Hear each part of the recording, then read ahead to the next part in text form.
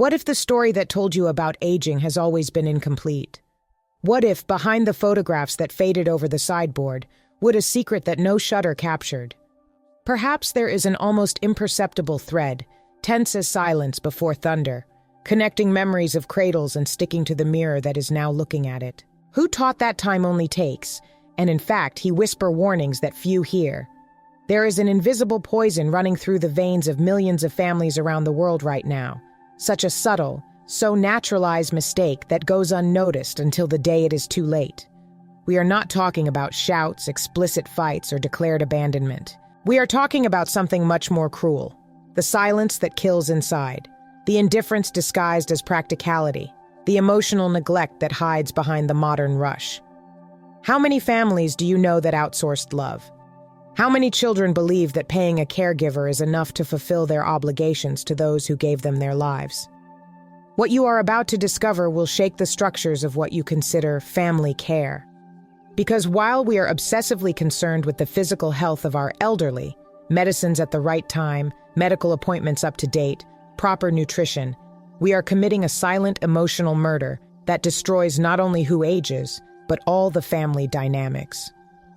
This apparently innocent error has the power to transform the last years of life into a purgatory of solitude, resentment, and indescribable psychological pain. Worst of all, in most cases, we discovered it only when there is no more time to repair damage. Have you ever stopped to look at the look of an elderly man when everyone around you talks about him in the third person, as if it were a decorative object in the room? Have you noticed the subtle change in the countenance when you realize that they have become a problem to be solved rather than a human being to be loved? There is a silent epidemic devastating homes around the world. The transformation of parents and grandparents into inconvenient bales, into bureaucratic responsibilities, into tasks to be delegated. And this wicked metamorphosis happens so gradually, so natural, that we don't even realize when we cross the line between taking care and abandoning emotionally. The truth that no one wants to face is that we are creating a generation of emotionally orphaned elderly within their own families, surrounded by technical care, but thirsty for genuine human connection, surrounded by people paid to keep them alive, but private to those who should keep them loved. And when this emotional pump finally explodes, and she always explodes, the splinters reach all. The elderly man who dies with a broken heart, the children who carry eternal guilt, the grandchildren who grow up without solid, effective references, and a whole family structure that crumbles like a castle of letters to the first strong wind. But there is a light at the end of this dark tunnel, a golden key capable of reversing even the most desperate cases. In the next few minutes, you will find out not only how to identify if your family has already been infected with this deadly emotional virus, but especially how to create powerful antibodies that protect, strengthen, and transform family life after 60 years into something extraordinary. Because when you understand the real nature of this silent error and learn the right strategies to avoid it, something magical happens. You not only save the emotional dignity of those who get older, but rebuild effective bridges that benefit all generations. Prepare for a revelation that will forever change the way you see aging and family relationships. The silent error that is destroying families has a name: emotional neglect disguised as practical care. This is when we replace payments presents, when we exchange quality time for qualified professionals, when we believe that solving logistics problems is sufficient to nourish a human soul. Millions of children in this country sincerely believe that they are taking good care of their parents because they ensure that they take the correct medicines, do the necessary exams, and have someone around in case of emergency. But as they take care of the aging body, they allow the heart to define in absolute solitude. It is technical care killing human care.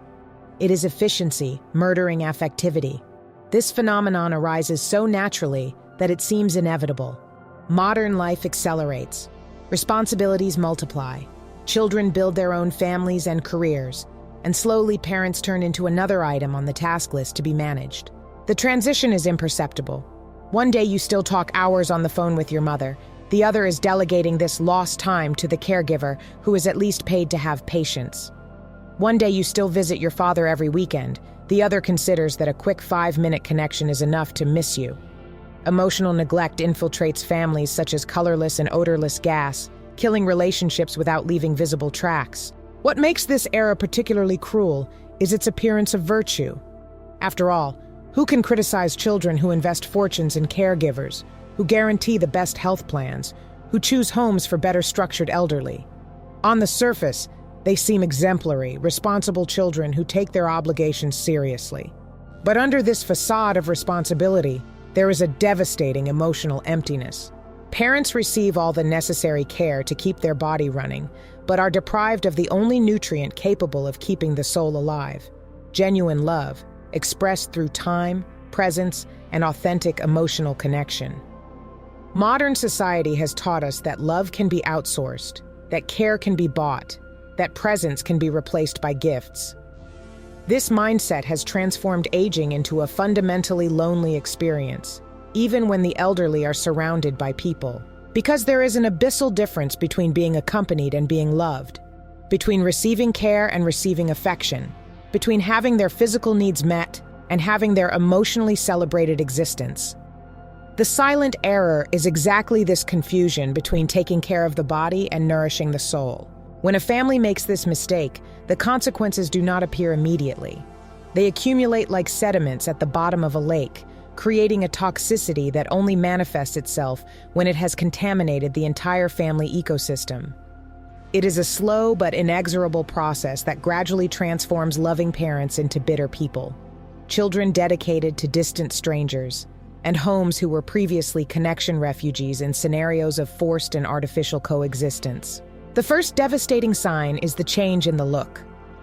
Anyone who has watched carefully can recognize there is a light that goes out in the eyes of an elderly man when he realizes that he has become a burden to be managed instead of a person to be loved. It is a glow that no longer comes back, a hope that withers definitely. This look carries a deep sadness that no medicine can heal, a pain that no caregiver can relieve. It is the pain of those who realize that his own family has given up on knowing him, listening to him, sharing genuine moments of intimacy and connection. The second consequence is what we can call emotional death in life. The elderly keep breathing, eating, taking their medicines, but stops living emotionally. It loses interest in telling stories because no one has time to hear. Stop sharing dreams because no one demonstrates genuine curiosity. Stop expressing opinions because he realized that his voice is no longer relevant in family decisions. It is as if they were gradually erased from family narrative, kept alive only as a moral obligation, but removed from any active or significant role in the dynamics of relationships. The third side effect is the accelerated deterioration of mental health and consequently, physical. Studies show that emotionally neglected elderly people develop depression, anxiety, and even dementia in indexes frighteningly higher than those who maintain solid, effective bonds. Loneliness literally kills, not metaphorically. When the heart finds no reason to keep hitting joy, when the mind finds no stimuli to stay active and engaged, when the soul finds no purpose to justify another day, the body simply begins to give up.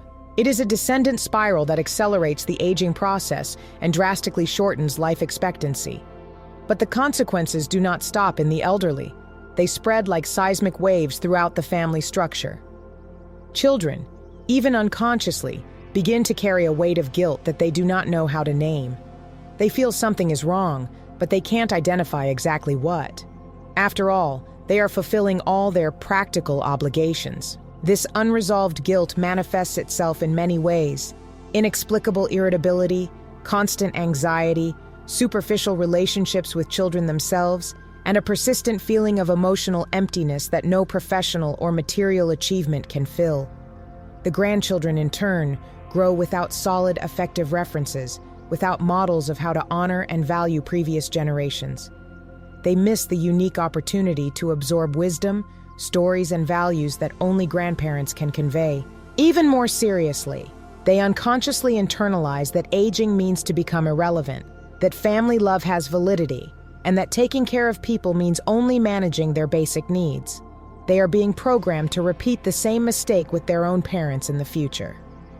Identifying if your family has already been infected with this emotional virus requires brutal honesty with yourself. The first warning sign is when conversations with your parents are limited to practical issues. How you feel, you have taken the medicine if you need something. When was the last time you shared a memory, laughed together from some silly, or simply spent time together without a specific agenda or objective?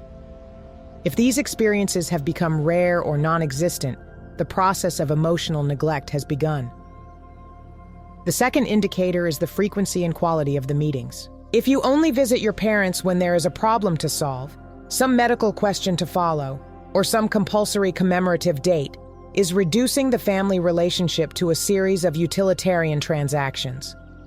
Genuine love does not need practical justifications to manifest. It simply happens because the presence of the other is valued by itself, not only when it is necessary to solve problems. The third sign is when you realize that you know more about your parents' medical routine than about your dreams, fears, reflections, or current feelings. If you can list all the medicines they take, but do not know what your greatest concerns or joys are currently, the emotional connection has already been replaced by cold and distant management. This is perhaps the most revealing indicator, when parents and children become strangers who share only logistics information. The fourth red flag appears when your parents stop spontaneously sharing your experiences, thoughts, or feelings with you. If they once called to tell an interesting conversation they had, a program they watched, or simply to hear their voice, and now they only get in touch when they need something specific, it has learned that their emotional availability is limited. They adapted to the new dynamic, protecting themselves from the subtle rejection they feel when they try to connect genuinely. The fifth and most devastating sign is when you start to see your parents mainly through the lens of the problems they represent. If you think of them, your mind automatically goes to issues such as treatment costs, care logistics, or concerns about the future, rather than remembering your qualities, inspiring stories, or simply feeling gratitude to have them in your life. Mental transformation has happened. You unconsciously reclassified them from loved ones to family responsibilities. The deepest root of this problem lies in the way our society has completely resignified the concept of family and intergenerational obligations. We have been conditioned to believe that independence is synonymous with success, that building our own life necessarily means distancing itself from previous generations, and that showing love through time and presence is less important than showing love through financial resources and technical care. This individualistic mindset has transformed the aging of a natural process that should strengthen family bonds into an isolated and painful experience. The second factor that feeds this error is the insane speed of modern life, which taught us how to optimize everything, including relationships. We apply the same efficiency logic we use at work to manage our family obligations, forgetting that emotional connections cannot be outsourced, automated, or resolved quickly. Love demands non-structured time, conversations without specific objective, presence without agenda. But our productivity culture made us believe that this kind of emotional investment is waste of time. The third root of the problem lies in our inability to deal with our own mortality.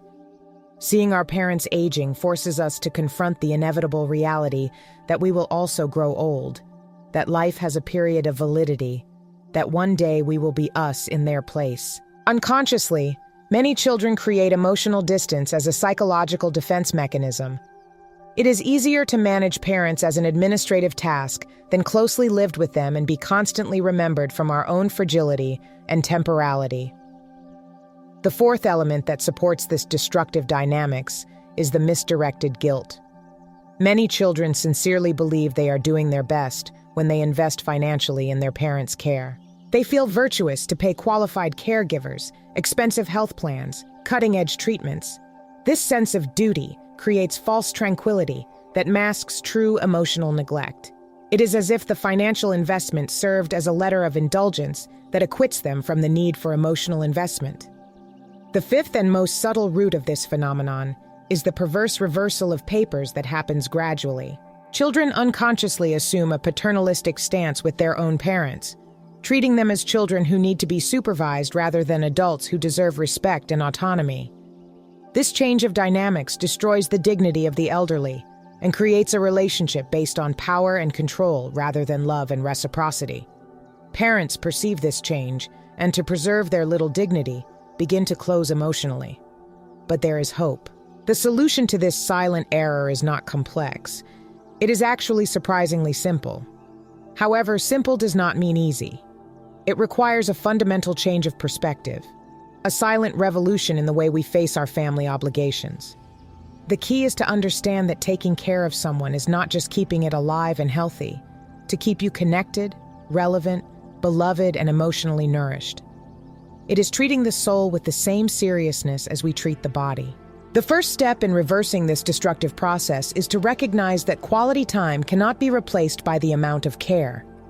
A genuine conversation of 30 minutes where you really listen, asks about feelings, shares personal experiences, and demonstrates genuine interest in the person your father or mother is today, not just in the past, is worth more than weeks of perfect but emotionally empty technical care. Authentic presence is an emotional nutrient that no professional can provide in their place.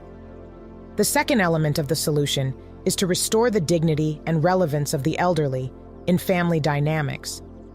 This means including them in the decisions that affect the family, to value their opinions even when we do not completely agree, and especially to maintain genuine curiosity about who they are becoming at this stage of life. Many children get stuck in their parents' image and forget that they continue to evolve, learn, changing their opinion, developing new interests. Treating an elderly as a human being in constant transformation, rather than a frozen version in the past, is critical to maintaining the connection alive. The third key is to create connection rituals that go beyond practical needs. It can be a weekly coffee without a specific agenda, a regular walk where you simply talk about life, a project you do together, or even watch a favorite program sharing opinions and laughs. The important thing is to establish moments where the focus is the relationship, not problem solving. These rituals create emotional anchors that strengthen bonds and generate memories that nourish both the elderly and the child. The fourth aspect of the solution involves recognizing and valuing the unique wisdom that comes with life experience. Instead of seeing parents only as people who need help, start seeing them as living libraries of knowledge, as counselors who have already undergone challenges similar to their own, as sources of perspective that can enrich their own journey. When you genuinely seek to learn from them, instead of just taking care of them, dynamics changes completely. They feel useful, relevant, valued again. The fifth and last pillar of transformation is perhaps the most powerful: learning to receive love from their parents, even when they can no longer express this love in the same way they expressed before. Elderly often show love through worry, repetitive advice, stories told multiple times, small gestures that may seem unnecessary. Instead of being annoyed by these manifestations, recognize them as forms of love. When you learn to receive genuine gratitude from these care expressions, it creates a cycle of emotional reciprocity that feeds both sides of the relationship. We come to the end of this video with a crystal clear truth before us. The silent error that destroys families is not just an isolated phenomenon. It is a cruel mirror that reflects our own lost humanity. When we emotionally neglect those who gave us life, we are not just failing with them. We are cheating on the child we once were, who felt safe in the lap of these same arms that we now consider too weak to hug each other. Every moment of indifference disguised as practicality is a small death of gratitude, a scar in the collective soul of a society that forgot that aging is not a disease to be healed, but an achievement to be celebrated. Time not for anyone, and one day, earlier than we imagine, we will be on the other side of this equation, hoping someone see us not as a problem, but as a person worthy of love. The transformation you can promote in your family need not be grand or costly. It needs to be genuine. Each conversation without haste, every question asked with real curiosity, every time of authentic presence is like a drop of crystal clear water falling into an emotional desert. Do not underestimate the power to simply sit next to those you love and ask, "How are you feeling today? What have you thought about life?" These seemingly simple questions can open connection portals that have been sealed for years. When you offer your full attention, your timeless time, your curiosity without judgment, you are offering the most precious gift that a human being can give to another. Confirmation that your existence matters, that your voice still has value, that your story still deserves to be heard. The most beautiful paradox of this transformation is that by emotionally nourishing those who preceded us, we end up nourishing our own soul. Every moment of genuine connection with our parents or grandparents is also a moment of reconnection with ourselves, with our roots, with the values that really matter when all social masks fall.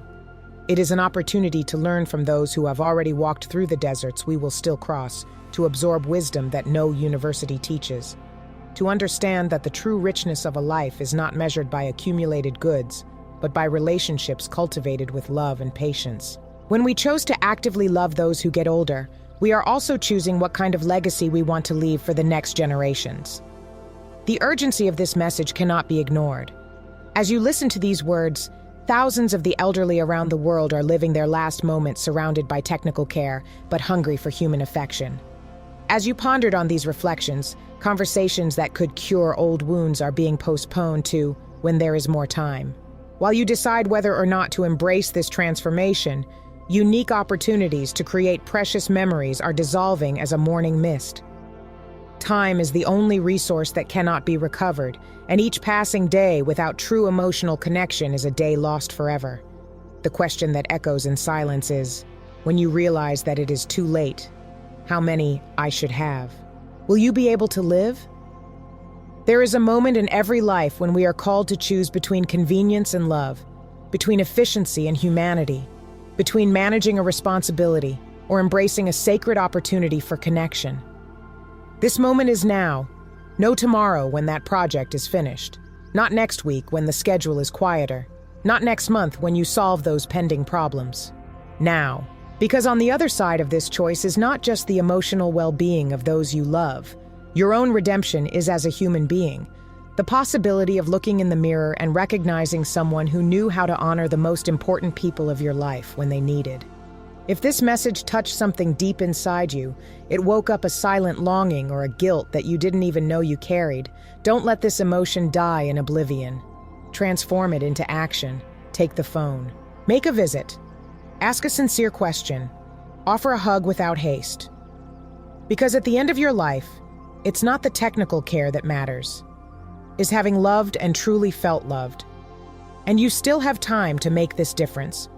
If you feel it is time to turn your family relationship, you recognize that you need to stop managing and start loving genuinely. Leave a like in this video so that more people can find out how to avoid this silent error. Share with someone who also needs to listen to this message, because saving a family from emotionally destroying yourself can be the most valuable gift you will give someone today. In the comments, tell me, when did you realize that you needed to change the way you relate to your parents or grandparents? Your story may be the inspiration that someone else needs to take the first step. And subscribe to the channel, because here we will continue to explore the uncomfortable truths and the transformative solutions that can revolutionize your family and emotional life. Together, we can build a society where aging means being celebrated, not just careful.